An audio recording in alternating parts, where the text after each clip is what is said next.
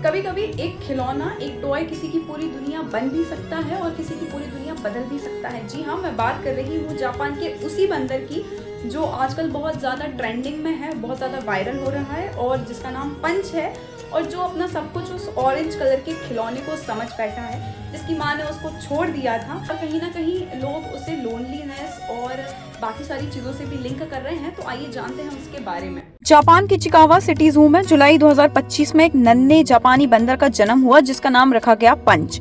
जन्म के तुरंत बाद उसकी मां ने उसे नहीं अपनाया, इसलिए वह अकेला रह गया। चिड़ियाघर के कर्मचारियों ने उसे अपने हाथों से पाला, दूध पिलाया और उसकी देखभाल की।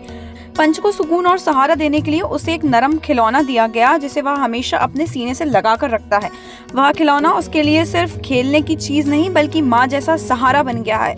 अब जब उसे दूसरे बंदरों के साथ रहने के लिए छोड़ा गया तो शुरू में कुछ बड़े बंदरों ने उसे नहीं अपनाया और एक वीडियो में वह डरकर अपने खिलौने की ओर भागता दिखा। यह दृश्य लोगों के दिल को छू गया और पूरी दुनिया में उसकी कहानी फैल गई। तो यही वजह है कि पंच इतना ट्रेंडिंग में चल रहा है अभी, और इसी वजह से लोगों ने उसे ढेर सारा प्यार दिया और हौसला दिया।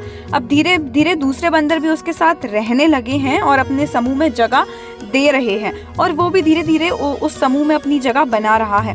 पंच की कहानी बेसिकली हमें ये सिखाती है कि चाहे ज़रूरत कितनी भी कठिन क्यों ना हो, प्यार और सहारे से हर मुश्किल आसान हो जाती है।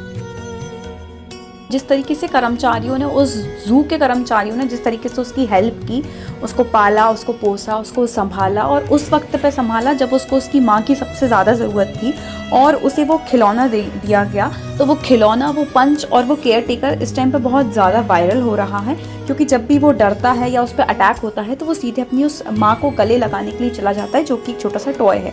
लोग उसकी कहानी को अकेलापन से जोड़ भी रहे हैं।